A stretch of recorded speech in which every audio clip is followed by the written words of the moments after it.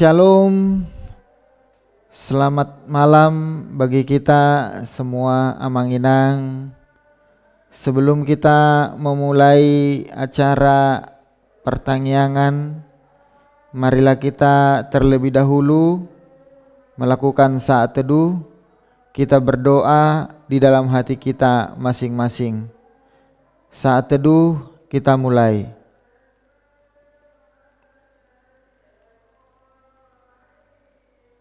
Amin.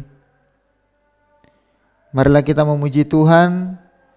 Kita bernyanyi dari buku Ende nomor 18 ayat yang pertama hingga ayat yang kedua.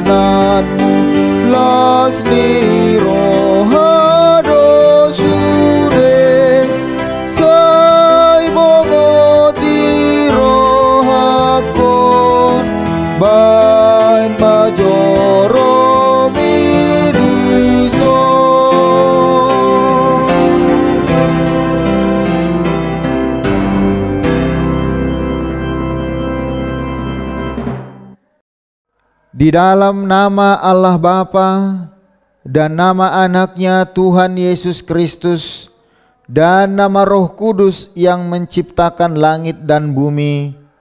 Amin. Bila ia berseru kepadaku, aku akan menjawab. Aku akan menyertai dia dalam kesesakan. Aku akan meluputkannya dan memuliakannya. Dengan panjang umur akan kukenyangkan dia. Orang yang duduk dalam lindungan yang maha tinggi dan bermalam dalam naungan yang maha kuasa akan berkata kepada Tuhan, tempat perlindunganku dan kubu pertahananku, Allahku yang kupercayai. Haleluya, marilah kita berdoa. Ya Bapa kami yang maha pengasih, Allah sumber kebahagiaan kami, pada masa-masa ini kami mengingat dan merenungkan penderitaan dan kematian Tuhan Yesus Kristus Tuhan kami. Kuduskanlah dan pusatkanlah hati kami, agar kami sanggup merasakan semua penderitaan dan kesengsaraan yang telah diderita anak-Mu Tuhan Yesus. Tunjukkanlah kepada kami dosa yang telah kami lakukan, yang harus kami tinggalkan, dan tolonglah kami mengalahkan keinginan-keinginan daging. Kuatkan kami melakukan perbuatan-perbuatan yang sesuai dengan kehendak penebus kami, Tuhan Yesus Kristus Tuhan kami. Amin. Firman Tuhan yang menjadi epistel dalam pertanyaan kita malam hari ini, yaitu yang tertulis dalam kitab Roma pasal yang ke-10, dimulai dari ayat yang ke-8 hingga ayat yang ke-13. Demikian firman Tuhan. Tetapi apakah katanya?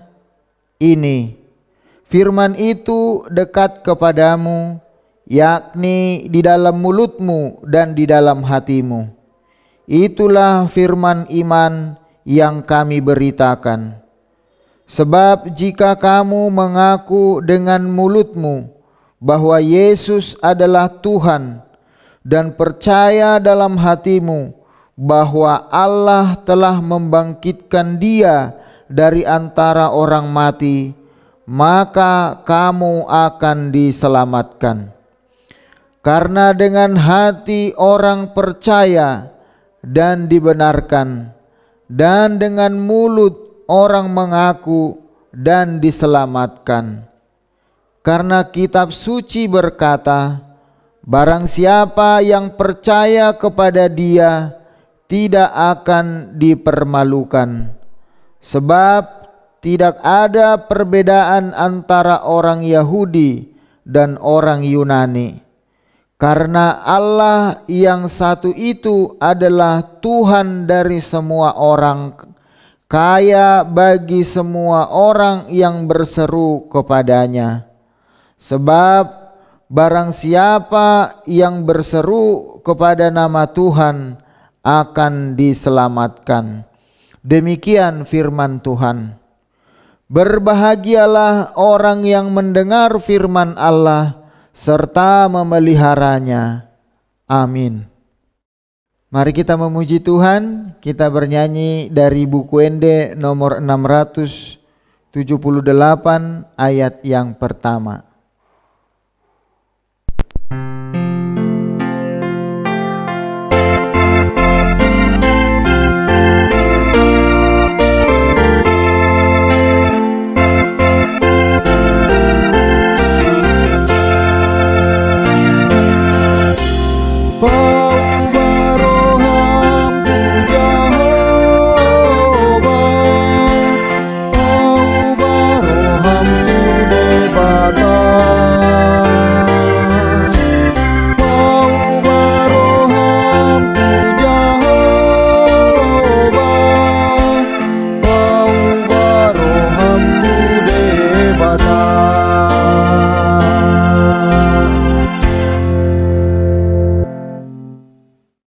Kita bersatu di dalam doa. Terima kasih Bapa yang bertahta di dalam kerajaan surga mulia untuk segala kasih dan kebaikan-Mu di dalam kehidupan kami.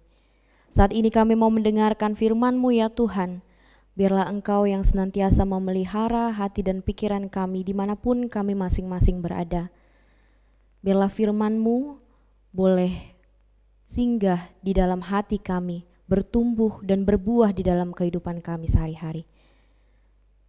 Pimpin kami ya Tuhan melalui Roh Kudus-Mu, sehingga firman-Mu boleh kami hidupi. Di dalam nama Tuhan Yesus Kristus kami berdoa dan bersyukur. Amin. Bapak, Ibu, dan saudara-saudari yang terkasih, yang menjadi nas pada pertanyaan kita hari ini tertulis di dalam Ulangan 26 ayat 6-10a. Ulangan 26 ayat 6-10a. Beginilah bunyinya. Ketika orang Mesir menganiaya dan menindas kami dan menyuruh kami melakukan pekerjaan yang berat, maka kami berseru kepada Tuhan, Allah nenek moyang kami. Lalu Tuhan mendengar suara kami dan melihat kesengsaraan dan kesukaran kami dan penindasan terhadap kami. Lalu Tuhan membawa kami keluar dari Mesir dengan tangan yang kuat dan lengan yang teracung, dengan kedahsyatan yang besar dan dengan tanda-tanda serta mujizat-mujizat. Ia membawa kami ke tempat ini dan memberikan kepada kami negeri ini, suatu negeri yang berlimpah-limpah susu dan madunya. Oleh sebab itu, di sini aku membawa hasil pertama dari bumi yang telah Kau berikan kepadaku, ya Tuhan.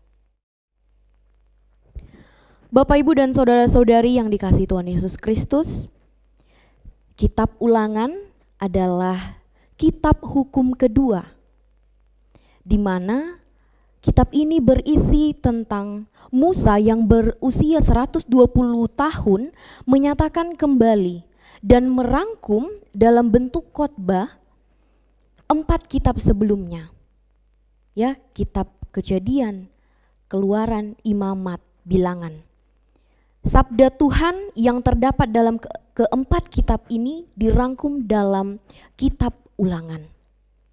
Nah, secara khusus pada pertanyaan hari ini kita akan bersama-sama memahami nas yang menyajikan interpretasi teologis dari persembahan buah sulung,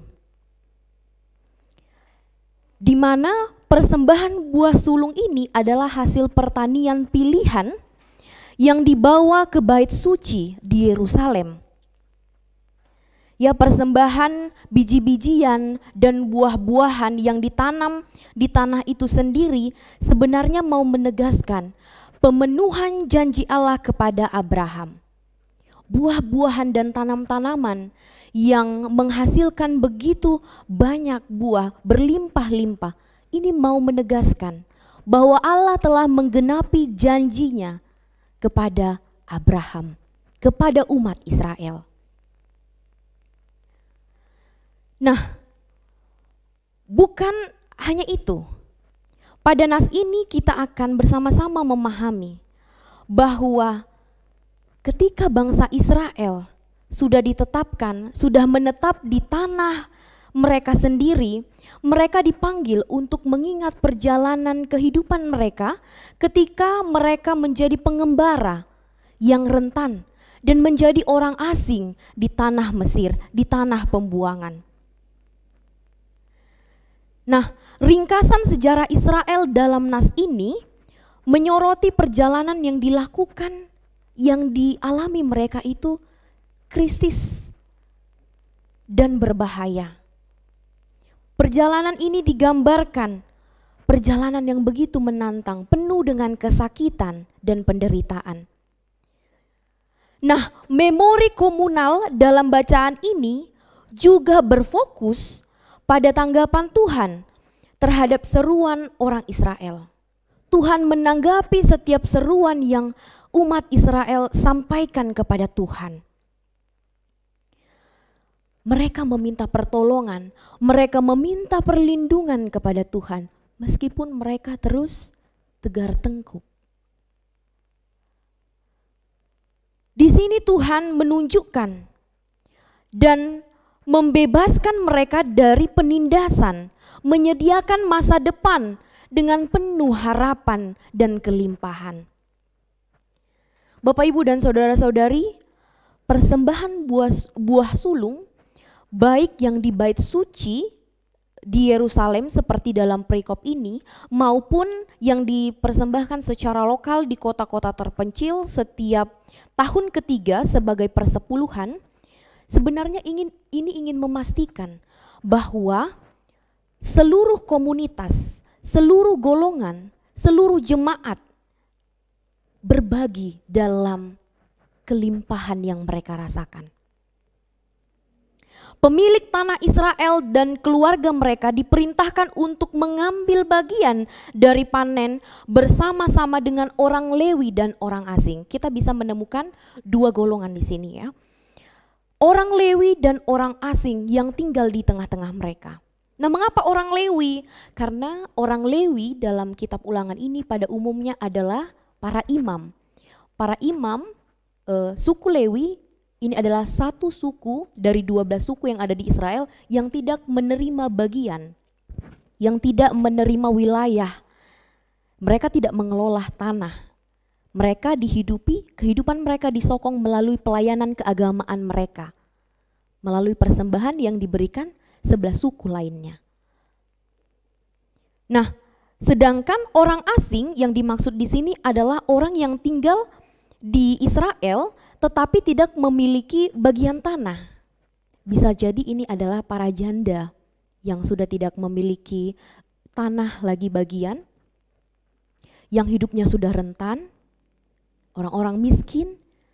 Nah, disinilah Tuhan mau menekankan, mereka ini juga harus merasakan kelimpahan di tengah-tengah bangsa. Hal ini diperintahkan Allah supaya mereka mengingat bahwa sebelumnya juga mereka orang asing di negeri, di bangsa di Mesir. Mereka adalah orang asing di tanah Mesir. Kalau kita membaca Ulangan 16 ayat 12, Ulangan 16 ayat 12 dikatakan begini. Ingatlah bahwa kamu adalah seorang budak di Mesir. Nah, artinya Allah ingin menumbuhkan etika empati kepada bangsa Israel untuk mengikut sertakan mereka yang saat itu tidak memiliki tanah dan hidupnya sangat rentan. Kita dapat melihat kemurahan hati Tuhan. Kemurahan hati Tuhan yang inklusif, yang terbuka kepada semua orang, semua golongan. Oleh karena itu, ini juga ingin mengingatkan untuk berbagi roti, berbagi anggur, makanan, dan segala sesuatu yang dimiliki untuk mendukung dan meningkatkan kehidupan orang-orang yang di sekitar. Oleh karena itu, Bapak, Ibu, dan saudara-saudari, dimanapun kita berada saat ini, berdasarkan nas hari ini, setidaknya kita memahami beberapa alasan bangsa Israel memberikan persembahan buah sulung kepada Allah. Nah, alasan yang pertama ingin mengingatkan bahwa Tuhan senantiasa mendengar dan melihat kesengsaraan mereka. Ketika mereka berseru kepada Tuhan, Tuhan mendengar dan melihat. Alasan yang kedua, bangsa Israel menyadari bahwa negeri yang penuh dengan susu dan madu ini adalah pemberian Tuhan. Ketika mereka menyadari bahwa semua yang mereka kelola dan berhasil menghasilkan buah, mereka mau mensyukuri dan mengakui ini adalah pemberian Allah, bukan karena kekuatan kami. Alasan yang ketiga, mereka mau memberikan persembahan buah sulung karena supaya mereka mengingat bahwa mereka pernah menjadi orang asing, pernah menjadi budak di tanah Mesir. Ingin mengingatkan bahwa mereka pernah di bawah, mereka pernah sengsara, dan mereka harus menjadi berkat kepada yang saat itu sedang sengsara, menjadi orang asing, orang-orang yang golongan rendah. Itu adalah 3 alasan kenapa bangsa Israel mau memberikan persembahan buah sulung. Nah, melalui nas ini kita bersama-sama diingatkan. Yang pertama, orang yang berseru kepada Tuhan akan diselamatkan. Bapak, Ibu, dan saudara-saudari, dalam satu hari ada berapa kali kita berseru kepada Tuhan? Mungkin jawaban kita sangat beragam. 1 kali, 2 kali, lebih dari 10 kali mungkin. Ya, namun hal penting yang harus kita ingat bahwa setiap seruan yang kita sampaikan kepada Tuhan tidak sia-sia. Seruan itu tidak sia-sia. Seruan yang paling sering kita sampaikan mungkin melalui doa, melalui nyanyian, melalui tangisan, atau apapun itu. Dan Tuhan pasti mendengarkan dan pasti melihat. Dia juga akan bertindak untuk menggenapi janjinya dalam setiap kehidupan kita masing-masing, dalam pribadi kita masing-masing. Tangannya yang kuat akan menopang kita melalui Roh Kudus yang sudah dianugerahkan Tuhan Yesus Kristus ketika Dia naik ke surga. Oleh karena itu, mari jangan lelah, jangan letih untuk menyampaikan seruan kepada Tuhan. Seberapa berat pun pergumulan Bapak, Ibu, dan saudara-saudari, sampaikan di dalam doa. Karena Tuhan melihat dan mendengar, dan Dia bukan hanya melihat dan mendengar, Dia juga turut bertindak menggenapi janjinya di dalam kehidupan kita. Yang kedua, persembahkanlah yang terbaik untuk Tuhan. Nas hari ini ingin mengingatkan kita untuk memberikan persembahan terbaik kita kepada Tuhan. Bangsa Israel yang telah diberkati Tuhan dan diselamatkan oleh Tuhan mau memberikan yang terbaik, yakni melalui hasil pertama dari bumi yang dikelola mereka. Hasil pertama, bukan yang terakhir, bukan yang kedua, yang pertengahan, bahkan yang sisa-sisa, yang pertama. Artinya mereka mau memberikan yang terbaik, persembahan buah sulung. Mereka menyadari bahwa segala yang mereka miliki berasal dari Tuhan. Negeri yang berlimpah susu dan madunya itu dari Tuhan. Nah, menurut tradisi Yahudi, persembahan buah pertama ini dibuat dari 7 spesies asli tanah. Yang pertama gandum, jelai, anggur, buah ara, delima, zaitun, dan kurma. Ya, jadi inilah 7 spesies asli tanah pada saat itu. Nah, kekhususan ini dapat mendorong kita untuk menempatkan diri kita dalam konteks khusus kita sendiri hari ini. Ya, sebagai apapun Bapak, Ibu, dan saudara-saudari saat ini yang kita kerjakan, bisnis yang kita kelola, kita sebagai pegawai yang bekerja di perusahaan, kita sebagai tenaga pendidik, kita menerima hasil dari buah kerja keras kita. Apa yang kita kerjakan, apa yang kita kelola di rumah, di luar rumah. Nah, melalui apa yang kita terima, melalui pekerjaan kita, yang kita lakukan dalam kehidupan sehari-hari, mari kita berikan persembahan yang terbaik kepada Tuhan. Bukan yang sisa-sisa, bukan yang kedua, yang ketiga. Kita persiapkan yang terbaik untuk Tuhan. Karena Tuhan akan sangat senang kepada orang-orang yang mau memberikan yang terbaik kepadanya. Biarlah kiranya Roh Kudus yang memampukan kita untuk melakukan firman-Nya di dalam kehidupan kita. Amin. Mari kita bersatu dalam doa. Terima kasih ya Tuhan untuk firman-Mu. Kami sangat bersuka cita bahwa Tuhan mengingatkan kami untuk senantiasa berseru kepadamu Tuhan dalam setiap musim kehidupan kami. Tuhan juga mengingatkan kami untuk memberikan persembahan yang terbaik untuk Tuhan. Bukan yang sisa-sisa, tetapi yang pertama. Karena kami mengakui bahwa segala sesuatu yang ada di dalam hidup kami adalah berkat pemberian Tuhan. Terima kasih ya Tuhan, dan mampukanlah kami untuk melakukan firman-Mu ini. Saat ini ya Tuhan, kami mendoakan jemaat-Mu HKBP Semarang Barat. Engkau yang memberkati setiap pribadi lepas pribadi jemaat-Mu dimanapun mereka berada. Tuhan yang memberkati setiap pekerjaan. Limpahkan berkat-Mu Tuhan di tengah-tengah hidup mereka.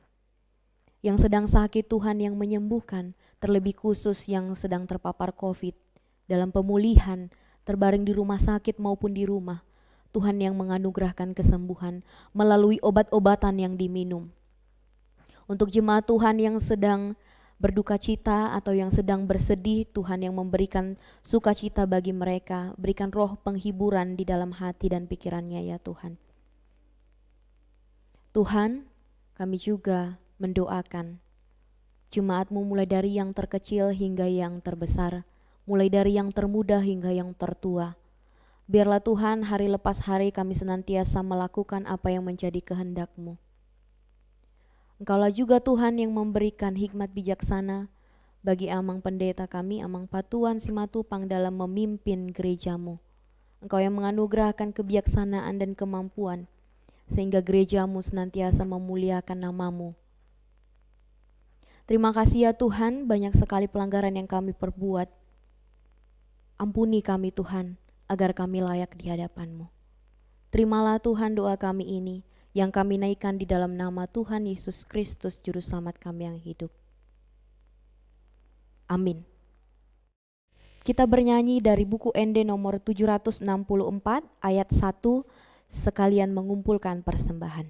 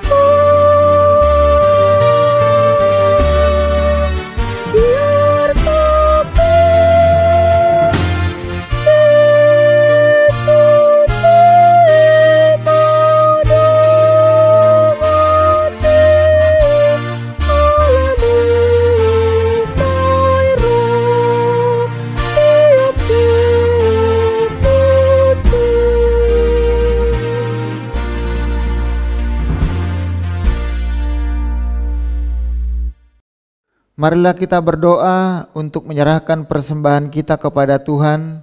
Kita berdoa. Ya Allah Bapa kami yang di surga, kami mengaku bahwa Tuhan adalah sumber dari segala karunia yang melimpah dalam kehidupan kami masing-masing. Sebahagian daripada karunia itu kami serahkan kembali sebagai persembahan kepada Tuhan.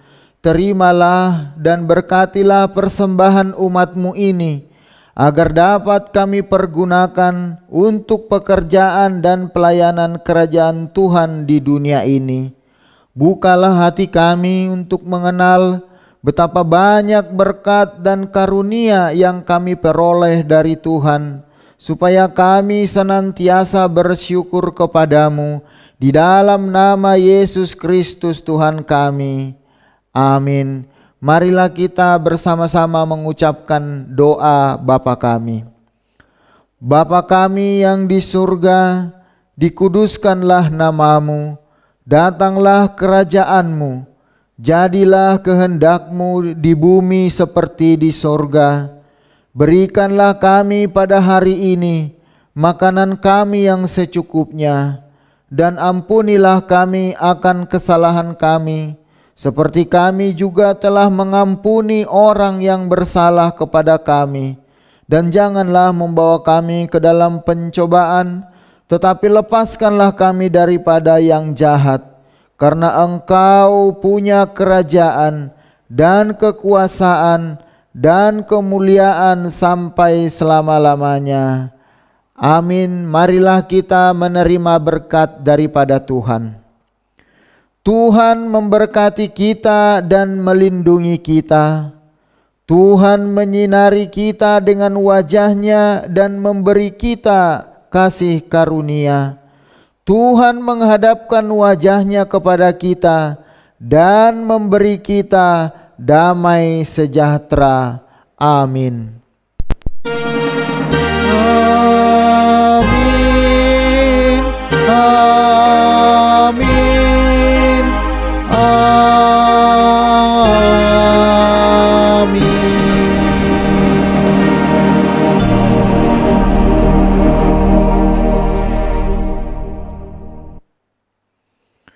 Shalom. Demikianlah pertanyaan kita pada malam hari ini. Kiranya Tuhan Yesus senantiasa memberkati kita. Salam sehat selalu. Tuhan memberkati.